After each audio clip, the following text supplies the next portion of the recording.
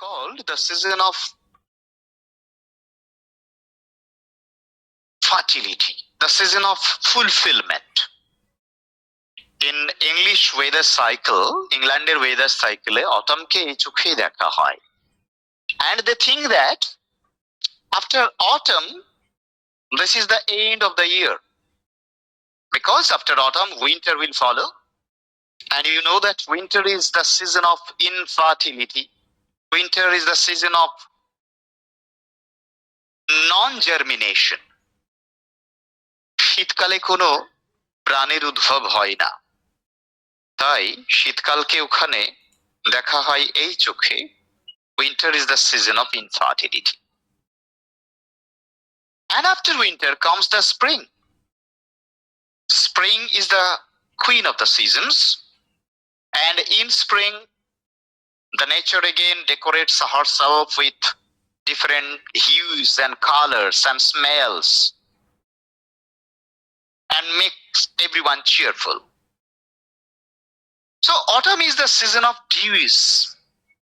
শিশির পতনের মাস হলো autumn, season হলো autumn. And in English weather, different types of fruits come into their maturity in this season. So this ode is about autumn.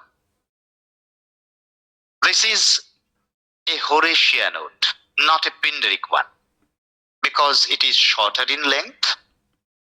And you see that there are 3 stanzas in this ode.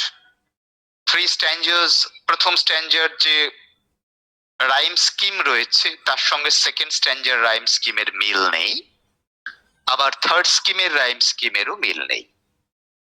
Textual পার্টে একটু যদি তাকাও তাহলে দেখবে first স্ট্যাঞ্জার rhyme scheme কিরকম: A B A B, C D E, D C C E. So there are 11 lines in first stanza and the rhyme scheme is thus. In the second stanza, the rhyme scheme differs. Here the rhyme scheme is A B A B, C D E C D D E. Okay?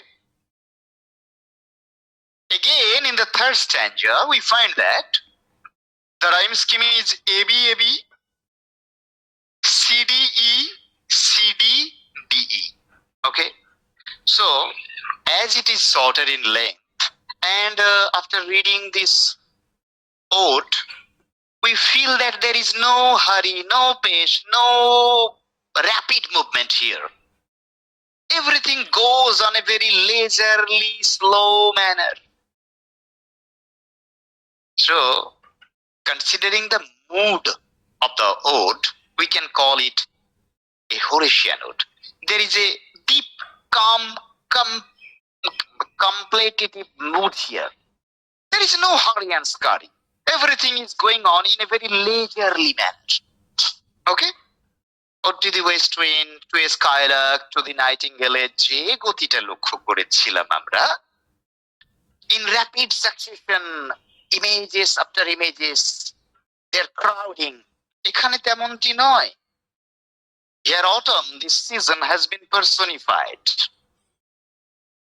And the poet describes different activities of autumn in 3 different stanzas. The very first stanza, it is full of tactile images, and we may say that the first stanza is a symphony of colors. The second stanza, it is full of visual and olfactory images. And finally, in the third stanza, we will have different images, auditory images. It is a symphony of sound. So 3 different stanzas deal with different types of images. Okay? This ode to autumn, it was the last of the odes written by John Keats. This ode was published in the year 1820.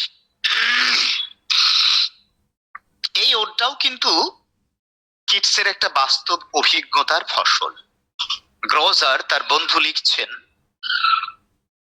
কিটসের বন্ধু গ্রোজার লিখছেন, The ode to autumn, where all that is lovely in orchard and garden, wheat field and riverside, beneath a September sky, is laid under contribution in lines of absolute beauty. And this ode was inspired by a quiet walk through the stubble fields around Winchester. মানেটা একটু বলে দিই, ইংল্যান্ডের একটা প্রদেশের নাম Winchester. তো September মাস, autumn season, ধান গম যে ফসলই থাক না কেন মাঠে কেটে নেওয়া হয়েছে, ভরা ছিল মাঠ, সে মাঠ প্রায় শূন্য। সেই মাঠ দিয়ে হেঁটে হেঁটে কবি কিটস একদিন সকালবেলায় ঘরে ফিরলেন। ফিরেই তার এই লেখাটা, অর্থাৎ অটাম সিজনের beauty, how impressed him, this ode is a product of that impression. 1819 সালের 22শে সেপ্টেম্বর কিটস নিজে তার আরেক বন্ধু রেনল্ডসকে লিখছেন একটা চিঠিতে, how beautiful the season is now, how fine the air. কি দারুণ এই সিজনটা, মৃদুমন্দ বাতাস বইছে, a temperate sharpness about it, really, without joking, just weather. Keats বলছেন চিঠিতে যে আবহাওয়া কি সুন্দর, মেঘ নেই আসমানে, মাঠে ভরা ছিল ফসল, সে মাঠ প্রায় শূন্য হতে বসেছে, চাষিরা ফসল তুলছে, চারিদিকে আনন্দের উৎসব। I never liked stubble fields so much as now. stubble field, ধান বা গম কেটে নেওয়ার পরে যে মুড়োগুলো থাকে মাঠে, নাড়া বলি আমরা, সেই মাঠ দিয়ে হাঁটতে কি সুন্দরই না লাগলো আমার, দারুণ লাগলো। Somehow a stubble plain looks warm in the same way that some picture looks warm. Keats আরো লিখছেন যে এই ফাঁকা মাঠে দিয়ে হাঁটতে মনে হচ্ছে আমি একটা ছবির উপর দিয়ে যেন হেঁটে আসছি। This struck me so much in my Sunday's walk. রোববারের দিনে এই মাঠে হেঁটে আমি যে আনন্দ পেলাম, that I composed upon it, যে এটা নিয়ে আমি একটা কবিতাই লিখে ফেললাম। তাহলে কবি কিটস নিজে তার বন্ধু রেনল্ডসকে চিঠিতে কথাগুলো লিখছেন। ক্রিটিকরা বলছেন যে Ode to Autumn is not a poem, it is a picture. এই গোটা কবিতাটা একটা কবিতা নয়, এটা যেন একটা পারফেক্ট ছবি। It is a picture gallery. নিপুণ হাতে তুলি দিয়ে কিটস যেন ওখানে ছবি এঁকেছেন, কবিতা লেখেননি। This ode, it appeals to almost all of our senses, our eyes, our ears, our nose, our touch. So we get here visual image, auditory image, olfactory image, tactile image. Okay, so this is full of synthetic imagery. Different types of images ke amra boli synthetic imagery. This ode gives us a very vivid description, detailed description of an English autumn season with all its warmth, its richness, and its beauty. After reading this ode, we feel a very happy contentment, and it is not always present in Keats' other works. এই ওডটা পড়ার পর আমাদের জন্য মনে হয় মনটা তৃপ্ত হয়ে গেল, এত ফুলফিলমেন্ট এই সিজনটাই, এত কিছু রয়েছে, চারিদিকে গাছে গাছে পাকা ফল, মাঠে ভরা ফসল, ফসল হয়তো কেটে নেওয়া হয়েছে, সবকিছুই যেন তাদের ম্যাচিউরিটিতে পৌঁছে গেছে, তাই নিয়ে এই ওডটা।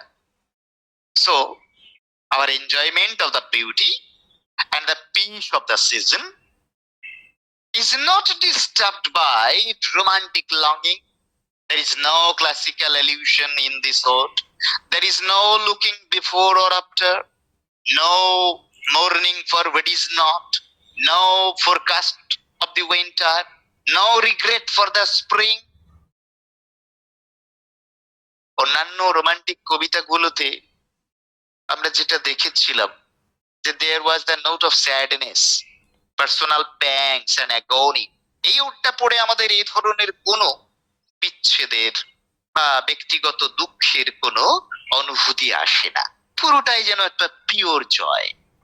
বুঝতে পেরেছো? যার ফলে আমরা বলে থাকি this is a happy ode, this is an ode of completion and contemplation. প্রকৃতিতে সবকিছু পূর্ণতা যখন পেয়ে যায়, সেটা দেখে আমাদের মন আনন্দে নেচে ওঠে। সেই ধরনেরই একটি ওড, ওড টু অটাম। এসো তাহলে এবার ওডটাই। কবি ফার্স্ট স্ট্যাঞ্জাতেই বললেন, আমরা এটাকে নেচার লিরিকও বলতে পারি, প্রকৃতি বিষয়ক একটি একটি লিরিক কবিতা। বুঝতে পেরেছো? আবার যদি আমরা বলি সিজ এ পিয়ান টু অটাম, অটাম সিজনকে নিয়ে একটা জয়গান, তবুও সেটা ভুল হবে না। কবি কি বললেন? আমি ফার্স্ট স্ট্যাঞ্জাকে বলেছিলাম it is a symphony of color. We will get tactile image and olfactory image here. Gustatory image also is there. কি কি gustatory image বুঝতে পারলে? নাক দিয়ে গন্ধ নেওয়াকে, সরি, জিভ দিয়ে স্বাদ নেওয়াকে আমরা বলি gustatory image। কি কি আছে দেখো, কি কি ইমেজ পাই আমরা এখানে। সিজন অফ মিস্টস এন্ড মেলো ফ্রুটফুলনেস। কবি সম্বোধন করলেন অটাম সিজনকে যে O autumn, you are a season of mists. আমরা তো আগেই জানি যে শীত আসতে চলেছে, বাতাস শিশিরে ভারী হয়ে ওঠে রাতের বেলায়, আমরা জানি শিশির পরে autumn season. So it is a season of mists and it is also a season of mellow fruitfulness. mellow মানে সরস, রসে পূর্ণ হয়ে উঠেছে ফলগুলো। চারিদিকে গাছে গাছে যে সব ফল ঝুলছে, they have come to their maturity, they have been loaded to the kernel with sweet kernel. একদম শ্বাসে ভরে উঠেছে ফলগুলো। they have become pregnant with sweet kernel. Okay, close bosom friend of the maturing sun. কবি, he has personified autumn. তিনি কি বললেন? Oh autumn, you are the bosom friend of maturing sun. সানকে maturing কেন বলা হলো? Actually during autumn season, England and other European countries get enough sunlight, so sun has been called here maturing sun. পূর্ণবয়স্ক সূর্যের তুমি বন্ধু, তার মানে কি? You along with your friend maturing sun, the bright sparkling sun, you are conspiring with him how to load and bless. কি সুন্দর বর্ণনা! কবি বলছেন যে তুমি তুমি কনস্পায়ার করছো। এখানে কনস্পায়ার মানে ষড়যন্ত্র করা নয়। You are consulting with your bosom friend, যেমন দুই বন্ধু পাশাপাশি বসে মনের কথা একে অপরকে শেয়ার করে, ঠিক তেমনি autumn is sharing with the maturing sun. কি নিয়ে ওরা সলা পরামর্শ করছে? How to load and bless with fruit the vines that round the captive run. ইংল্যান্ডের বাড়িঘর গুলোর চারিদিকে আঙ্গুর লতা লাগানো হয়, আর অটাম সিজনে সেই লতানো আঙ্গুর বনে আঙ্গুর গুলো ধরে, আঙ্গুর গুলো লোড হয়ে যায় রসে। আমাদের গ্রাম বাংলায় যেমন মা বোনেরা বাড়ির চালে পুঁইয়ের ডগা, লাউয়ের ডগা, কুমড়োর ডগা তুলে দেয়, তেমনি, তাই তো? হ্যাঁ স্যার, বলছি এখানে কনস্পায়ারিং বলতে আর্থ অ্যান্ড সানের ইউনিয়নটা বোঝাচ্ছে না? আমি তো সে কথা বলেই দিলাম। Consulting, consultation between the earth নয়, the autumn season and the sun. হ্যাঁ, অটাম সিজন এবং সূর্য। তুমি কে? মোটোজি? ও, আমি বেনজির স্যার। বেনজির নামটা লিখে নেবে। হ্যাঁ, এখানে কনস্পায়ার কে কে করছে? সান এন্ড অটাম সিজন। ভালো করে বুঝবে, ভুলভাল বুঝবে না। হ্যাঁ, দে আর কনস্পায়ারিং, দে আর কনসাল্টিং অ্যাবাউট হোয়াট, যে কেমন করে প্রত্যেকটা ফলকে শ্বাসে ভরে দেওয়া যায়, তাই নিয়ে এদের সলা পরামর্শ চলছে। তাহলে কে কে পাকাবে ফলগুলোকে? Autumn season and the sun. আর কে না জানে যে সূর্যের কিরণ পেয়ে ফলগুলো পুষ্ট হয়। So both autumn season and the sun, they are bosom friends, they are very close friends, and they are consulting with each other how to load all types of fruit with kernels. That's it. মানে বাড়িঘরের যে অংশগুলো, চালাগুলো ঝুলে ঝুলে থাকে, সেই চালাতে তুলে দেওয়া হয়েছে আঙ্গুরের লতা, সে আঙ্গুরের লতাতে আঙ্গুর ধরেছে থোকা থোকা, সে আঙ্গুরগুলোকে পাকিয়ে দেওয়া যায় কিভাবে তাই নিয়ে পরামর্শ চলছে। আর কি, two bend with apples and most cottage trees, সেই বহু পুরনো আপেল গাছগুলো যেগুলোতে শ্যাওলা জমে গেছে, মস্ট মানে মসি, বুঝতে পেরেছো? বাড়ির চারপাশে যে আপেলের গাছগুলো রয়েছে যার ডালে শ্যাওলা জমে গেছে, এত পুরনো সেই গাছ, সেই আপেল গাছের ডালগুলোকে ঝুঁকিয়ে দেওয়া যায় কেমন করে মাটির দিকে। কখন ডালগুলো মাটির দিকে ঝুঁকে যায়? যখন ফলে পরিপূর্ণ হয়ে যায়, ভারী হয়ে যায়। একদম তাই, ফল যখন থাকে। ফলে পরিপূর্ণ হয়ে ভারী হয়ে যায়। So this is another conspiration. First conspiration কি, ফার্স্ট কনসালটেশন কি? To load and bless with fruit. Second, to bend with apples, ডালগুলোকে ঝুঁকিয়ে দেওয়া মাটির দিকে, মানে এত আপেল ধরিয়ে দেবো আমরা যে ডালগুলো মাটিতে ঝুঁকে যাবে। And fill all fruit with ripeness to the core, শুধু আপেল আর আঙুর নয়, to load all types of seasonal fruits to their sweet kernel, সমস্ত রকমের অন্যান্য ফলগুলোকেও কেমন করে ভর্তি করে দেয়া যায় সুন্দর মিষ্টি শাঁসে, তাই নিয়ে পরামর্শ চলছে দুই বন্ধুর। তাহলে কি কি ফলের নাম পেলাম অলরেডি?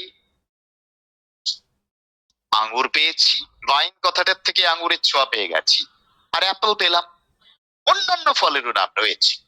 ইমেজটা কি এখানে, গন্ধ পাচ্ছ না? Olfactory image. সেই সঙ্গে মনে হচ্ছে না যে আপেলটাকে কামড়ে খাই, গাস্ট্রেটরি ইমেজও রয়েছে এখানে। Two Soyel the god, god মানে লাউ, বড় বড় লাউ টাইপের ফলগুলোকে সোয়েল করা মানে পেট মোটা করে দেওয়া, মানে কি সেগুলোকেও ম্যাচিওর করে তোলা। এন্ড প্লাম, প্লাম মানে ধাপাস করে পড়া। যখনই ফল ভর্তি হয়ে যায় শ্বাসে, ম্যাচিওর হয়ে যায়, তখন বোটা ওকে আর ধরে রাখতে পারে না, তখন থপ করে মাটিতে পড়ে, তাই না? দ্য হ্যাজেল সেলস, হ্যাজেল এক ধরনের গাছ, হ্যাজেল ফ্রুট বলি আমরা, সে গাছেও ফল হয় hazel fruit. Shells with a sweet kernel, অর্থাৎ হ্যাজেল ফলগুলোকেও সুন্দর শ্বাস দিয়ে ভর্তি করে দেওয়া। টু সেট ব্লাডিং মোর, ব্লাডিং মানে ব্লুমিং, আরো আরো ফল তো ধরেছে, সেগুলো তো মোটা হয়েছে, ম্যাচিওর হয়েছে, আরো ফুল আনা যায় কি করে গাছে, তাই নিয়েও চলছে ওদের সরা পরামর্শ। এন্ড স্টিল মোর, আরো ফুল আরো ফল।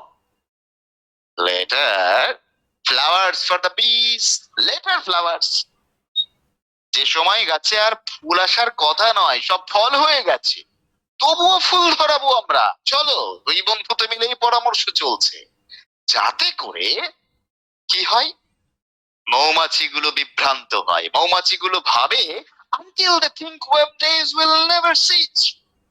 So the bees are at a loss. They cannot understand whether autumn season will ever end. মৌমাছিরা ভাবছে এবছর হলোটা কি, অটাম সিজন কি শেষ হবে না নাকি রে বাবা, এত ফুল এসে যাচ্ছে গাছে, ওদের তো ভীষণ আনন্দ। মৌমাছি কি করে, ফুলে ফুলে মধু সংগ্রহ করে বেড়ায়, they are collecting honey from flower to flower, so they cannot understand whether autumn season will come to an end or not. ওরাও ক্লান্ত হয়ে পড়েছে মধু সংগ্রহ করে করে, তাই না? For summer has over brimmed their clammy cells, summer সিজনে যখন গাছে ফুল আসে, they have already collected enough of honey and their clammy cells are already loaded with such honey. Clammy cell কাকে বলে?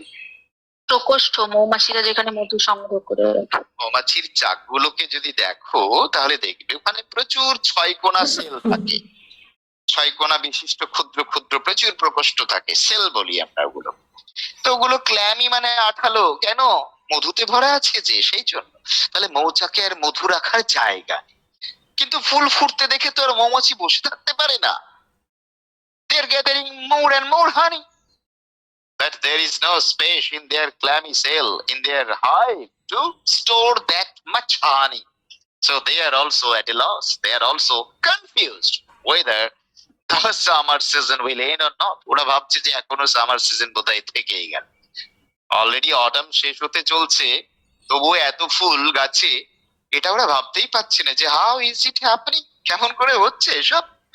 তাহলে ফার্স্ট স্ট্যান্ডায় কি পেলাম, যদি বলা হয় এরকম কোশ্চেন যে what does the season autumn do along with his friend sun in the first stanza, answer কি হবে? ripeness and fruitfulness. দু লাইনে উত্তর যদি করতে হয়, উত্তর এরকম হবে: Autumn, along with his close friend the sun, she is bringing all types of fruits like apple, hazelnut, and gourd to their maturity, and bringing more and more flowers to put the bees confused. মৌমাছিদেরকে বিভ্রান্ত করার জন্য গাছে আরো ফুলের রাশি নিয়ে আসছে, আর সমস্ত রকমের ফলকে ঠেসে ভরে দিচ্ছে শ্বাস, সুন্দর শ্বাসে। এই হচ্ছে উত্তর। তাহলে the first answer, it is really a symphony of color and full of olfactory and gustatory images. The autumn season has been described here as a season of fruitfulness. It brings all types of fruits to maturity. Clear? বুঝতে অসুবিধে হয়েছে? So autumn has been personified. In the second stanza, আমি আগেই বলেছি, second stanza is full of visual and olfactory images. Here, autumn has been personified first of all as a harvester and next as a tired reaper. Harvester বোঝো? যে ফসল মাড়াই করে ঘরে তোলে সেই চাষিকে বলা হয় হারভেস্টার, আর রিপার ফসল কাটে যে তাকে রিপার বলা হয়। আমরা এই স্ট্যান্ডায় অটামকে দেখতে পাবো দুটো রূপে।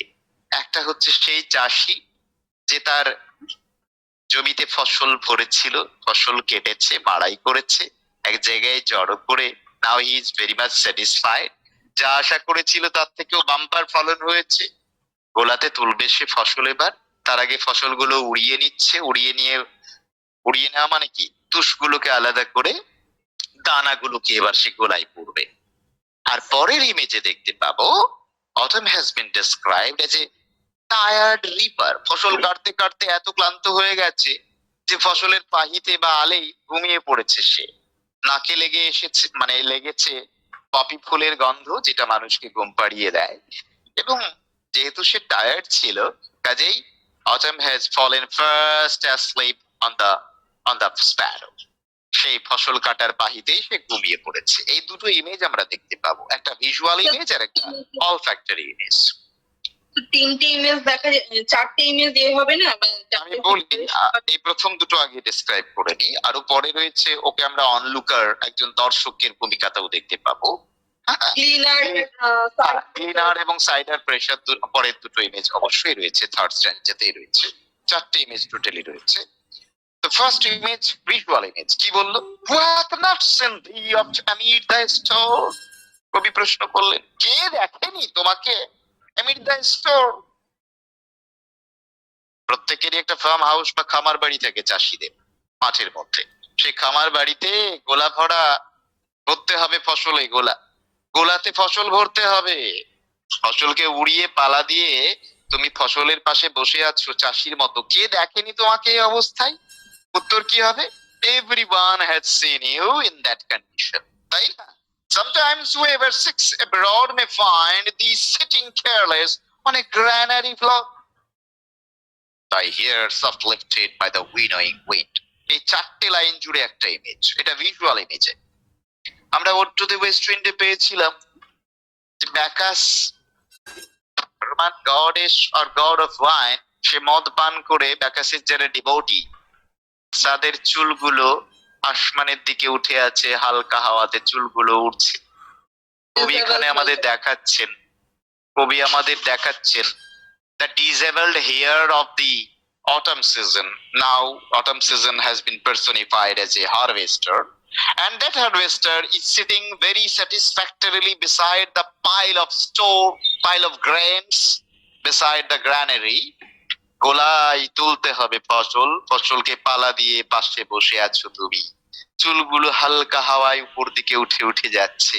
You are very much satisfied, you are looking very much satisfied because you have got much more than whatever you had expected.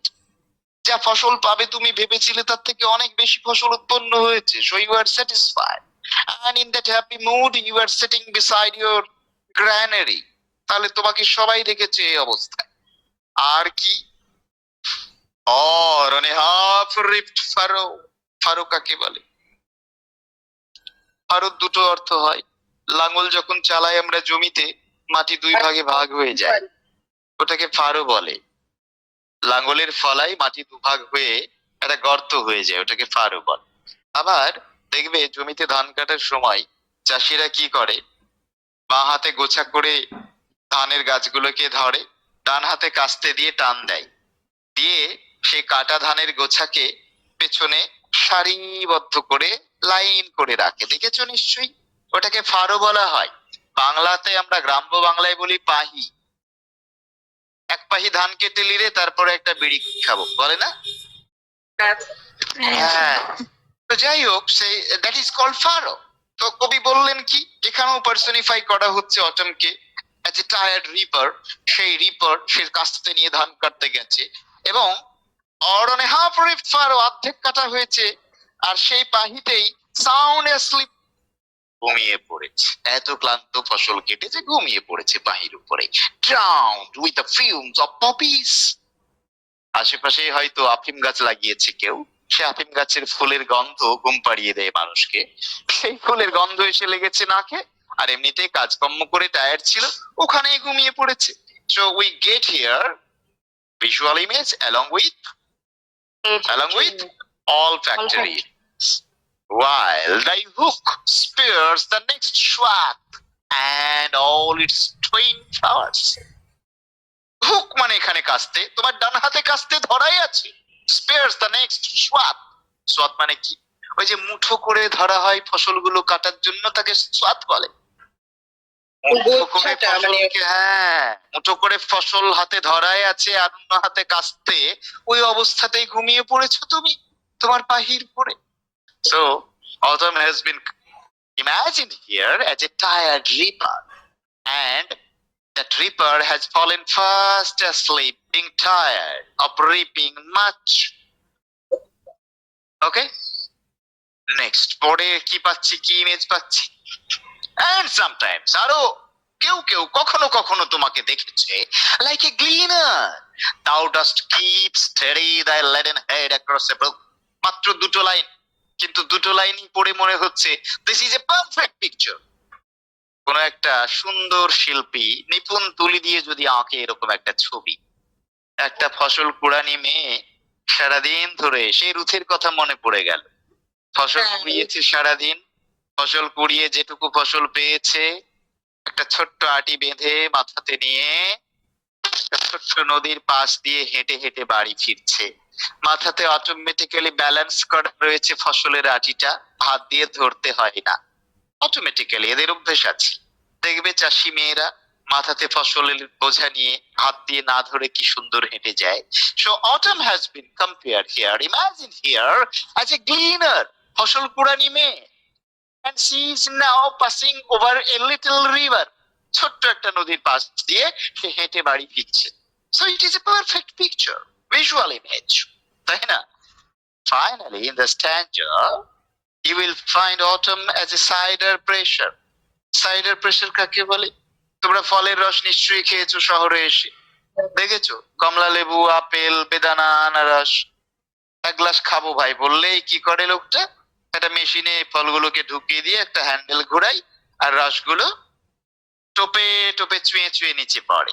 তো কোনো দর্শক যদি তাকিয়ে বসে থাকে ওইটার দিকে, কিভাবে কি মানে ফলের রসটা টোপে টোপে পড়ছে, for hours a watchman is looking at the dropping of the juice falling from the cider pressure. So autumn has been personified here as an onlooker to a cider pressure. By cider press with patient look, ধৈর্য ধরে অনেকক্ষণ ধরে তুমি তাকিয়ে বসে রয়েছো, কি দেখছো? Thou watchest the last oozings hours by hours। এই দুটো লাইন পড়ে আমাদের মনে হচ্ছে it is a Horatian ode। কোনো তাড়াহুড়া নেই, ঘন্টার পর ঘন্টা তুমি দাঁড়িয়ে দেখছো যে আপেল নিষ্কাশ রস, আপেলের রস তৈরি করার যন্ত্র বা ফলের রস তৈরি করার যন্ত্র থেকে রসের ফোঁটা কিভাবে চুইয়ে চুইয়ে নিচে পড়ছে। For hours you are looking at that cider pressure। So the final image, the final imagery is that of an onlooker to the cider pressure। So in a single stanza, autumn has been presented in 4 different personalities. First personality is that of a harvester. Second one is a tired reaper. Third one is a cleaner passing by a little river. And the final personification is that of an onlooker to a celebration. Am I clear? So this stanza is a symphony of movement. এখানে যেন গতি দেখতে পাচ্ছি আমরা, কোথাও অলস ভাবে বসে থাকা, কোথাও ফসল কাটতে কাটতে ঘুমিয়ে পড়া, কোথাও মাথায় ছোট্ট ফসলের আঁটি নিয়ে হেঁটে যাওয়া, আবার কোথাও ঘন্টার পর ঘন্টা ফলের রসের চুইয়ে নামতে দেখা। So there is no hurry and scurry. It is a very patient, contemplative mood. A very indolent, leisurely, indolent mood. Okay? Now come to the final stanza. This stanza, as I have told you, it is a symphony of sound. এবারে sound বা autumn সিজনের কি কি নিজস্ব সঙ্গীত রয়েছে, প্রত্যেকটা সিজনেরই তো নিজস্ব কিছু সাউন্ড থাকে। এটাকে এই কবি বলছেন the songs of that season. Autumn সিজনের সঙ্গীত আমরা জেনারেলি মনে করে থাকি যে spring is the queen of seasons because different types of birds give out sweet notes in spring like cuckoo, like nightingale. কিন্তু অটম সিজনেরও নিজস্ব সঙ্গীত রয়েছে, নিজস্ব সাউন্ডস রয়েছে। এখানে সাউন্ডস মানে songs. What are the songs of autumn? কবি শুরুই করেছেন একটা প্রশ্ন দিয়ে, Where are the songs of spring? এই কোয়েশ্চেনটার মধ্য দিয়ে কবি বলতে চাইলেন যে don't mourn for the bygone songs of spring. বসন্তকাল আসতে এখনো দেরি আছে। বসন্তকাল আমরা জানি গানে ভরা সিজন, তার জন্য হাহুতাশ করে বসে থেকো না। Where are they? There he refers to songs of spring. So don't mourn for the songs of spring because autumn season has its own songs. Think not of them. So don't mourn for the songs of spring season. Thou hast thy music too. কবি পরিষ্কার বলে দিলেন, Oh autumn, you have your own music. So don't mourn for the musics of the coming spring. কবে বসন্ত আসবে, কবে কোকিল ডাকবে, তার জন্য হাহুতাশ করো না।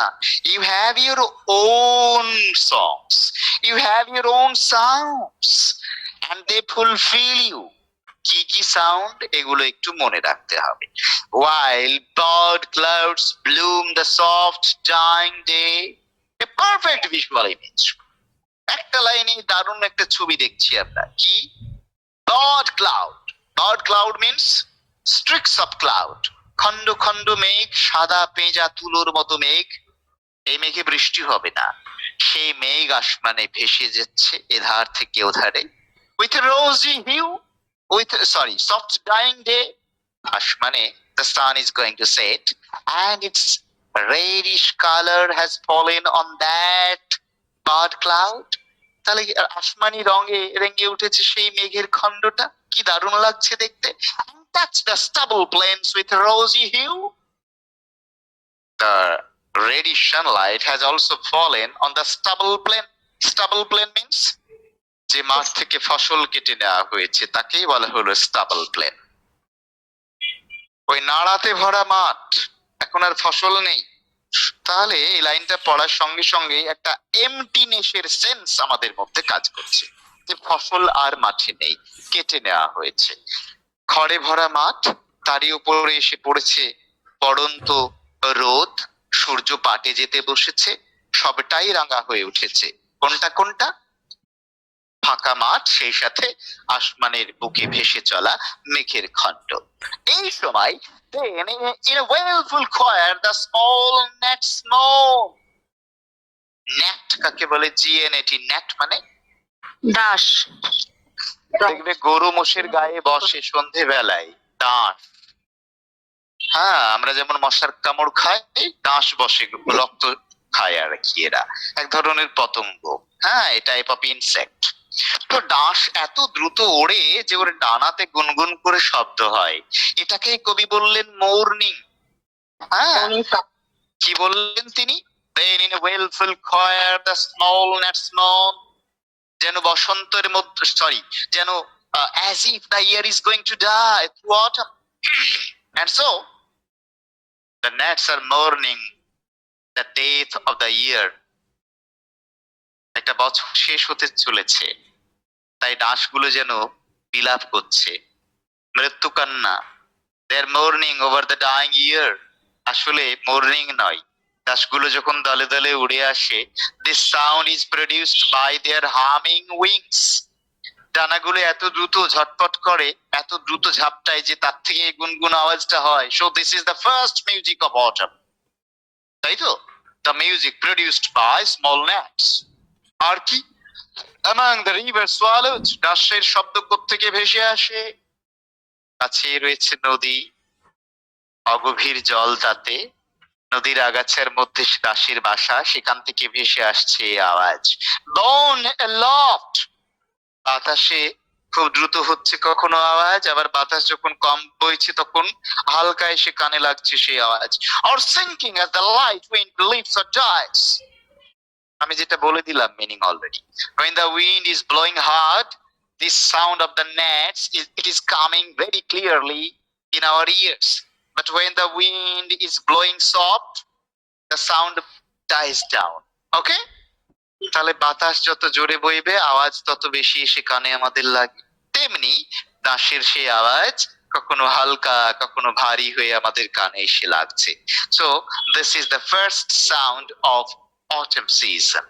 Next, number 2. And full grown lambs loud bleat from a hilly board. Hilly board means hill touching the horizon. ওই দূরে যে পাহাড় মনে হচ্ছে দিগন্ত ছুঁয়ে ফেলেছে, সেই পাহাড়ি উপত্যকা থেকে ভেসে আসছে ভেড়ার ডাক। ফুল গ্রোন ল্যাম্ব, সেই ভেড়া ম্যাচিওর হতে চললো, বয়স পূর্ণ হয়ে গেছে, তার ডাক, তার ব্লিটিং সাউন্ড ভেসে আসছে দূর থেকে। So this is the second sound of autumn season. Hedge cricket Singh, আগাছার থেকে ভেসে আসছে ঝিঝি পোকারে ডাক, সন্ধে হতে চললো। So this is the third song of autumn. And now with treble soft the red breast whistles from a garden croft. Garden croft মানে garden field, কাছে রয়েছে বন, সুন্দর বাগান বাগিচা, সেখান থেকে রেড ব্রেস্ট রবিন পাখিরা তারাও ডাকছে, ত্রিগুণ আওয়াজ করে তারা ডাকছে, রেড ব্রেস্ট রবিন পাখি। তাহলে কত নম্বর আওয়াজ এটা? Number 4, red breast robin, the sound of the red breast robin. And gathering swallows twitter in the skies. And the fifth sound of autumn is the sound of swallows. আমি শেষ করলাম এটা, পরের শেষে ফিরে আসছি। একটু চমকে দেওয়ার মতো আছে, সেটা কি? The red breast whistles from a garden croft and gathering swallows twitter in the skies. Gathering swallows twitter in the skies. এক বছরে লাইনটা দিয়ে কোশ্চেন এসেছিল যে do you find any note of loss in this line? গোটা কবিতাটা, it is about fertility, it is about completion, it is about fruitfulness, it is about maturity. But the final line gives us a hint of loss, immediate loss. What is that? Sir, the birds might be going from this region to another region. Why? Migration at And the approach of winter. in this bitter cold winter, they could not survive. Yes, exactly. In this bitter cold, because these birds from their infancy, they have already come to know that soon the winter is approaching and they cannot survive in this bitter cold. So they are getting ready for migration to any other warm regions. Okay? শীতকালে আমাদের দলে দলে পাখি উড়ে আসবে Siberia থেকে, এরা সেই পাখি। তাহলে যেখানে পূর্ণতা সেখানেই কিন্তু শূন্যতার ভাবনাটা প্রচ্ছন্ন থাকে। এই লাইনটা তারই ইঙ্গিত যে সবকিছু যেহেতু it has come to maturity, soon all these are going to be empty. সবকিছু পূর্ণ হয়ে গেল মানেই সবকিছু এবার শূন্য হয়ে যাবে। মাঠে ফসল পূর্ণ হয়ে গেছে, কাটা পড়বে ফসল। গাছে গাছে ফলগুলো পূর্ণ হয়ে গেছে, শিগগিরই গাছগুলো খালি হয়ে যাবে।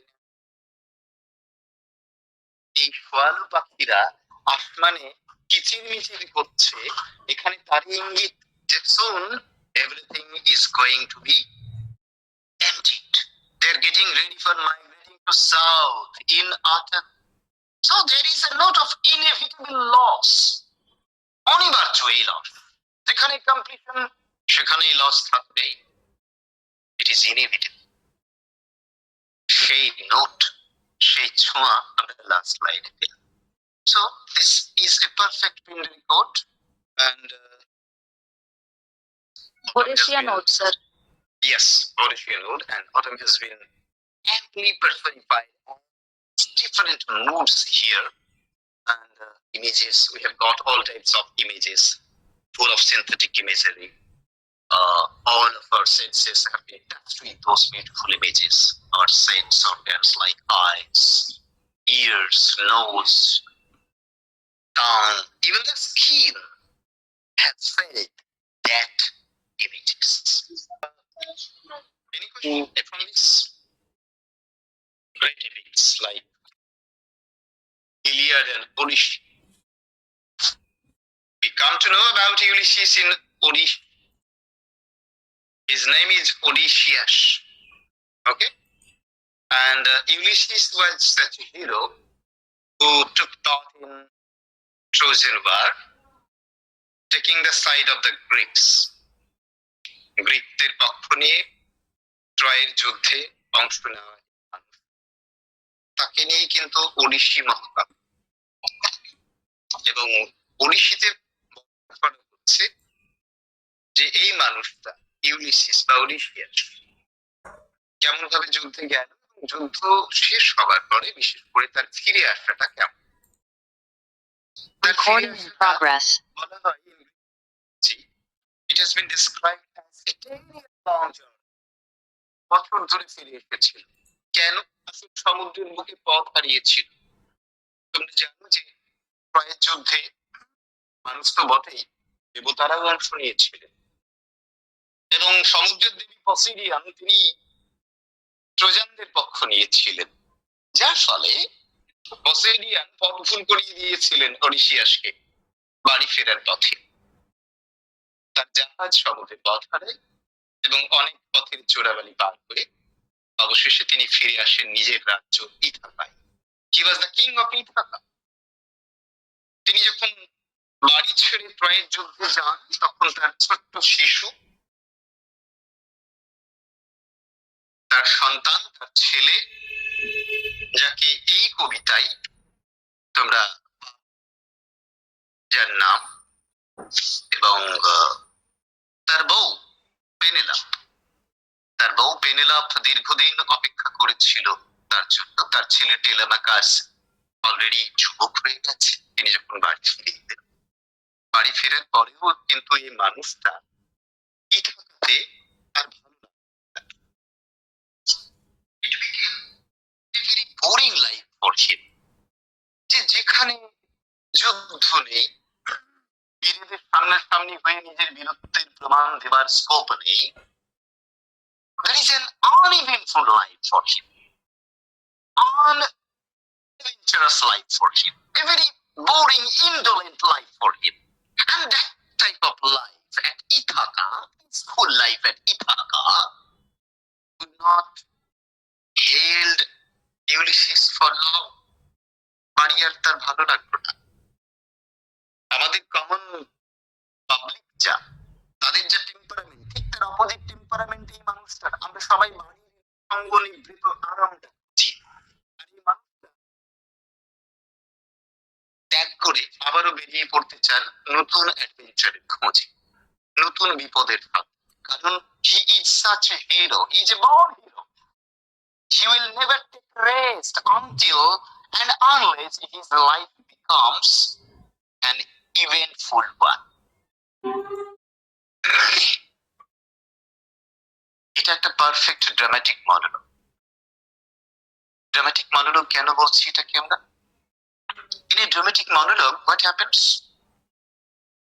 In a dramatic monologue, like that of Browning এর লেখা তুমি যদি My Last Duchess পড়ো, The Last Ride Together পড়ো, তাহলে দেখবে যে in a dramatic monologue, the character gives out his bosom, his heart, in a very critical condition of his life. This critical condition may be psychological or mental or physical. There is a single speaker. He speaks to certain audience, but the audience never replies to whatever he utters. একজন বক্তা নিজের মনের কথা বলছেন, তার কথাগুলো শোনার জন্য শ্রোতৃ মণ্ডলী থাকবে, কিন্তু শ্রোতারা কোনো উত্তর করবে না। এটাই হচ্ছে ড্রামাটিক মনোলগের বৈশিষ্ট্য। বক্তা তার জীবনের একটা সংকটপূর্ণ মুহূর্তে তার মনের কথাগুলো বলবেন। এইখানে ইউলিসিস কবিতায় টেনিশনের লেখা, টেনিশন তোমরা জানো he was a Victorian poet. মহারানী ভিক্টোরিয়া তখন ইংল্যান্ডের সিংহাসনে আসেন, সেই সময় ব্রাউনিং, তারপরে টেনিশন এরা বিখ্যাত ড্রামাটিক মনোলগ গুলো লিখে চলেছেন। তো ইউলিসিসটা একটা পারফেক্ট ড্রামাটিক মনোলগ, এবং আমরা বলে থাকি যে ইউলিসিসে বক্তা ইউলিসিস, সেই গ্রিক বীর ইউলিসিস, সে শুধু নিজের জীবনের কথা বলেছে, নিজের জীবনের মনের কথা এখানে শুনিয়েছে তাই নয়, বরং আমরা বলে থাকি যে here টেনিশন tries to overcome the crisis of his own life. কেন আমি কথাগুলো এই জন্যই বলছি, তাহলে প্রেক্ষাপটে যেতে হয়। ডব্লিউ রবার্টসন বা রবসন, তার মতে Ulysses is a very beautiful poem. The closing lines of this poem derive part of their beauty from a sense we have of a whole history of European imagination and aspiration to which Tennyson is giving voice through the lips of Ulysses. ইউলিসিসের মুখ দিয়ে এখানে টেনিশন যে কথাগুলো বললেন, সেই কথাগুলো তার নিজেরই সময়কার মুড। তোমরা নিশ্চয়ই জানো যে Victorian was an age of adventure. It was an age of exploration. Maharani Victoria যখন ইংল্যান্ডের সিংহাসনে, তখন চারিদিকে নতুন দেশ আবিষ্কার করা, মহাজগতের নতুন নতুন তারকা নক্ষত্র আবিষ্কার করা, এই কাণ্ডগুলো চলছিল। অর্থাৎ মহাবিশ্বের ধারণা, জগতের ধারণা মানুষের মনের মধ্যে যেটা ছিল, it was getting expanded. So Victorian is an age of exploration of new knowledge, seeking of new knowledge. এখানে ইউলিসিসকে আমরা যে মুডে পাচ্ছি কবিতায়, উনি আরামের জীবন চান না, উনি আনইভেন্টফুল লাইফ চান না, হি সিক্স অ্যাডভেঞ্চার। তাহলে কি আমরা বলবো না যে it is really A Victorian poem? Because this poem truly upholds the Renaissance spirit of the Victorian age. That age always was hungry for new knowledge, new exploration, new exploitation. So, the very mood of the age has been reflected through the utterances of Ulysses in this poem. Am I clear? কবিতাটা কখন লিখছেন টেনিশন? 1833 সালের October মাসে। যারা টেনিশনের জীবনী পড়েছ তারা জানো যে টেনিশন এবং আর্থার হেনরি হ্যাললাম, তারা দুজনে খুব কাছের বন্ধু ছিলেন। আর্থার হেনরি হ্যালামের সঙ্গে টেনিশনের নিজের বোনের বিয়ে হওয়ার কথা ছিল। হ্যাললাম সেই সময় অস্ট্রিয়ার ভিয়েনাতে মারা যাচ্ছেন, হঠাৎ করে যুবক ছেলে মারা যাচ্ছে। তাহলে টেনিশনের নিজের বন্ধু এবং হবু ভগ্নিপতি হ্যাললাম মারা যাচ্ছেন, এই যে শকটা, এই যে আঘাতটা, টেনিশন was engaged. Actually, Tennyson was very much shocked at this news, at the premature death of his bosom friend Arthur Henry Hallam.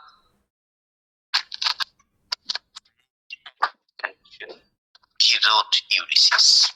Tennyson নিজে বলছেন কথাগুলো, আমি কোট করছি, there is more about myself in Ulysses. Ulysses আমি নিজের কথাই বেশি করে বলেছি, আমি ইউলিসিসের কথা বলিনি, আমার কথা বলেছি, which was written under the sense of a loss and all that had gone by. আমি যখন কবিতাটা লিখছি I was suffering from a sense of loss. কেন? আমি একটু আগে বললাম তার প্রিয় বন্ধু হেল্লাম হঠাৎ করে মারা যাচ্ছে। এই লস, এই যে সেন্স অফ লস তাকে পীড়িত করে তুলছে এবং তিনি তিনি খুঁজছেন একটা নিশ্চিত আশ্রয়, তিনি কনসোলেশন চাইছেন। তিনি জানেন যে জীবনে এরকম মৃত্যু আসবে, তা সত্ত্বেও জীবনের লড়াই শেষ হয়ে যাবে না, জীবন এইরকমই যাওয়া আসা চলতেই থাকবে, তাও বাঁচতে হবে।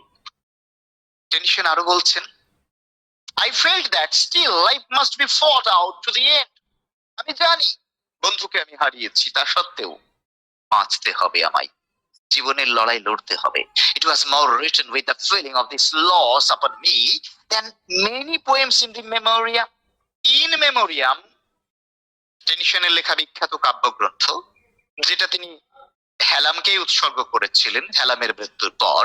সেই মেমোরিয়ামে অন্যান্য যে কবিতাগুলো রয়েছে, ওই যে রিং আউট ওয়াইল্ড বেলস, নিশ্চয়ই পড়েছো, ক্লাস 9-এ ছিল, মেমোরিয়াম থেকে নেওয়া কবিতা, মনে পড়ছে? তো ইন মেমোরিয়ামের অন্যান্য যাবতীয় কবিতার থেকে আরো বেশি করে আমি আমার কথা বলেছি এই কবিতাতে। টেনশন নিজে বলছেন কথাগুলো। This poem was first published in the year 1842. 1842 সালে কবিতাটা প্রথম প্রকাশিত হলো। তারও আগে ইউলিসিস অলরেডি লিখে ফেলেছেন ব্রেক ব্রেক ব্রেক এই কবিতাটা, তারপরে দি টু ওয়াইস এই কবিতাটা। And in this poem, the poet expresses the feeling about the need of going forward and facing the challenges of life, despite the bereavement he had suffered. বন্ধুকে হারিয়ে যে যাতনা তিনি বুকের মধ্যে বয়ে বেড়াচ্ছেন, সেই যাতনাকে মনের মধ্যে চেপে রেখেও তিনি জানেন যে জীবনের এই উঠাপড়াগুলো, চ্যালেঞ্জ গুলোকে ফেস করতে হবে, এটাই জীবন। কাজেই in spite of all odds, life must be fought out to the end. শেষ মুহূর্ত অবধি জীবনকে ফেস করতে হবে, মৃত্যু আছে তা জানা সত্ত্বেও।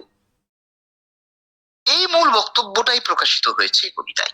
অর্থাৎ life is not something to mourn over, it is something to fight. হা হুতাশ করে কাটিয়ে দেওয়ার বিষয় নয় জীবন। জীবন মানেই ঝড়ঝাপটা সামলে বাঁচতে হবে। সোর্স কোত্থেকে নিলেন কবিতাটা লেখার সময় কবি? কি কি সোর্স ব্যবহার করলেন? তোমরা আগেই বলে ফেলেছো যে হোমারের লেখা ওডিসি, সেখান থেকে তিনি সোর্স নিয়েছেন। ওডিসিতে যে হিরো ওডিসিয়াস, তাকেই তিনি এখানে নাম দিয়েছেন ইউলিসিস। এবং ওডিসির বিশেষ করে 9th চ্যাপ্টারের 100 থেকে 135 লাইন থেকে যথেষ্ট কোটেশন ব্যবহার করেছেন টেনিশন এই কবিতায়। এবং পাশাপাশি দান্তের লেখা ডিভাইন কমেডি, যেটা দান্তে লিখেছিলেন 1200 কত সালে মনে পড়ছে না, দান্তে তো বেঁচে ছিলেন 1265 থেকে 1321। তো দান্তের ডিভাইন কমেডি, বিশেষ করে ইনফার্নো বলে একটা চ্যাপ্টার রয়েছে, চ্যাপ্টার নাম্বার 26, তার 90 নম্বর লাইন থেকেও তিনি কোট করেছেন এই কবিতায়। তাহলে আমরা দুটো সোর্স বললাম, কি কি? First source is হোমার্স Odyssey and second source is divine comedy by Dante. Okay, actually Ulysses কবিতার যে হিরো, ইউলিসিস নিজে, এটাকে সরাসরি কবি ধার করেছেন হোমার থেকে। আর দান্তের ইনফার্নো থেকে কোনটা ধার করলেন তিনি? ইউলিসিস যে আবার নতুন করে সমুদ্র যাত্রা করতে চায়, আবার অ্যাডভেঞ্চারের খোঁজে পাড়ি দিতে চায়, এই ধারণাটা তিনি নিয়েছেন দান্তে থেকে। বিশেষ করে এই কবিতাতে ব্যবহৃত হয়েছে দুটো ফ্রেজ, তোমরা যখন পড়বে দেখবে, ডিলাইট ইন ব্যাটল, আর আরেকটা হলো windy Troy. Windy Troy, delight in battle, যুদ্ধ করে যে আনন্দ, আর উইন্ডি ট্রয় অর্থাৎ বিপদ সংকুল ট্রয়, ট্রয়ের যুদ্ধ, ট্রয় রাজ্য। এই দুটো ফ্রেজকে সরাসরি টেনশন কোট করেছেন হোমারের ইলিয়াড থেকে, বুঝতে পেরেছো? And the verse of Ulysses which is marked by a declamatory eloquence and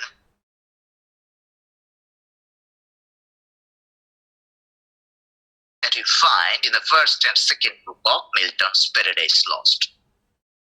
আরো একটা সোর্স কিন্তু এখানে রয়েছে। মিল্টনের লেখা প্যারাডাইস লস্ট এর ফার্স্ট এন্ড সেকেন্ড বুকে আমরা সেটানকে দেখতে পাই। সেই সেটান তার ফলোয়ার্সদেরকে বলছে যে আমরা স্বর্গ থেকে বিতাড়িত হয়েছি তো কি আসে যায়, নরকেই আমরা সাম্রাজ্য করব, চলো। Mind in its own place can make a hell of heaven. সেটান সেই শয়তান যে তার এলোকুয়েন্স পাওয়ার দিয়ে, তার অরিটরি পাওয়ার দিয়ে তার ফলোয়ার্সদেরকে উদ্বুদ্ধ করেছিল নরকে যেতে, সেই স্যাটানিক্যাল অরিটরি পাওয়ার যেন আমরা ইউলিসিসের মধ্যে দেখতে পাচ্ছি। So the speech of Ulysses reminds us the speech of Satan that we find in the first and second book of Milton's Paradise Lost. Okay? আবারও যদি অন্য দিক দিয়ে বিচার করো তাহলে দেখবে মার্লোর লেখা ফস্টাস, সেই ফস্টাসে ডক্টর ফস্টাসের যে এলোকুয়েন্স বা অরিটরি পাওয়ার তার সঙ্গে যথেষ্ট মিল রয়েছে ইউলিসিসের স্পিচ। তার যে বক্তব্যের ক্ষমতা, সহকর্মী বা সাথীদেরকে উদ্বুদ্ধ করার ক্ষমতা, সেটা আমাদেরকে মনে করিয়ে দেয় ফস্টাসের কথাও। আধুনিক কালের একজন রাজনীতিবিদ, very shrewd politician who can inspire his followers with his power of speech, সেই গুণটা ইউলিসিসের মধ্যে রয়েছে। বুঝতে পেরেছ? কাজেই সোর্স হিসেবে হোমারের লেখা ইলিয়াড, ওডিসি যেমন রয়েছে, দান্তের লেখা ডিভাইন কমেডি রয়েছে, এবং ইউলিসিসের এলোকুয়েন্সের মধ্যে আমরা খুঁজে পাই মিল্টনের সেটানকে এবং মার্লোর ফস্টাসকে। Am I clear? স্যার, যে দুটো ফ্রেজ বললেন, delighting battle and windy Troy, ওইটা হোমারের ইলিয়াড থেকে নেওয়া হয়েছে? ইলিয়াড থেকে না, ইলিয়াড থেকে না। Okay sir. এবারে প্রশ্ন হলো যে আমরা whether can we call it a modern poem, can we call it a Renaissance poem? আমি আগে আলোচনা করে দিয়েছি যে Ulysses by tradition it is in fact an embodiment of the modern passion for knowledge. আধুনিক মানুষেরা যেমন জ্ঞানের পেছনে ছুটে চলেছে, ভিক্টোরিয়ান এজের স্পিরিট ছিল তাই। So modern men always they are hungry for exploration of the limitless fields of knowledge, for the annexation of new kingdoms of science and thought, science and technology. So when we read this poem, we find such type of Renaissance spirit, modern spirit. ইউলিসিসের মধ্যে যেমন জ্ঞানের স্পৃহা, নতুনকে জানার স্পৃহা কাজ করেছে, আধুনিক মানুষের মধ্যেও সেই জ্ঞানের স্পৃহা আছে। সেদিকে লক্ষ্য রেখে আমরা বলতে পারি যে this poem is a modern poem and this poem is also a Victorian poem. Okay, পারবে তো আনসারটা? বেশ, এবার কবিতার স্ট্রাকচার নিয়ে কিছু কথা বলে আমি আজকের লেকচার শেষ করব। ফর্মের দিক দিয়ে আমি আগেই বলেছি this is a dramatic novel, তাই তো? এবারে দেখো মডার্ন ক্রিটিক্স যারা, তারা বলছেন যে no, this is not a dramatic monologue, rather this is a soliloquy. সলিলকির সঙ্গে ড্রামাটিক মনোলগের একটা ডিফারেন্স এটাই যে সলিলকিতে যিনি বলেন তার কথাগুলো শোনার জন্য সাইলেন্ট অডিয়েন্স থাকে, কিন্তু সলিলকির ক্ষেত্রে তা হয় না। সলিলকির ক্ষেত্রে বক্তা নিজেই কথা বলেন, তার বক্তব্য শোনার জন্য কেউ থাকে না। তো অনেকে বলছেন যে এটা একটা সলিলকি, and it expresses the Victorian spirit of compromise or indicative of Tennyson's muddled thinking, suffering when he lost his friend Arthur Henry Hallam. Some other critics have called the poem an interior monologue. What is an interior monologue? The utterance of a superannuated hero who indulges himself in the fantasy that his beloved mariners are still alive, his fighters are still alive, and along with them he can take part into another battle like Troy. কিন্তু already ওর সঙ্গী সাথীরা সব মারা গেছে, তো সেই hero Ulysses যে এখনো একটা হ্যালুসিনেশনের মধ্যে রয়েছে, যে তার সঙ্গী সাথীরা এখনো বেঁচে আছে, যাদেরকে নিয়ে সে আরো একটা ট্রয়ের মতো যুদ্ধে যোগদান করতে পারে, এই হ্যালুসিনেশনের মধ্যে পড়ে থাকা একটা হিরো, তারই একটা আর্টারেন্স সেটা, এটা মনে হতে পারে। So it is nothing but a dream. It provides a means of temporary escape from the uncongenial reality of Ithaka. ইথাকাতে তার ভাল লাগে না, তাই ইথাকা থেকে পালিয়ে যাওয়ার একটা অজুহাত খুঁজছে ইউলিসিস, এটা মনে হতে পারে। After all, this is a lyric and it is a key. And with this key, Tennyson unlocks the heart of the hero Ulysses. Okay? And the most interesting critical opinion about this poem is that it is a soliloquy and it is presented as a dramatic monologue in which Ulysses wants self-oblivion in death. Ulysses মৃত্যু চায়, কারণ ও জানে যে তার সাথীরা কেউ আর বেঁচে নেই। ও জানে যে আরো একটা ফ্রেশ অ্যাডভেঞ্চারে বার হওয়া মানে এবার সে মরতে চলেছে, আর মরণের মধ্য দিয়েই পূর্ণতা পেতে চাই মানুষ। তাই ইউলিসিসেরও এই কামনার থেকেই এই ড্রামাটিক মনোলগের উৎপত্তি। So we may call that the last voyage of Ulysses. It is a preparation for death. And the aim of Ulysses is realization of spiritual reality. Because until we die, we cannot realize the spiritual reality. So Ulysses wants to attain that spiritual reality, and so he is eager to take on a fresh voyage, take on a fresh adventure, and he knows very well that he will never return, he will die. So this is all about the introductory portion of the poem. তোমাদের request করব গোটা কবিতাটা পড়ে রেখো, আমার বোঝাতে সুবিধা হবে। এইটুকু আজকে থাকলো, ছাড়লাম তাহলে। Thank you all.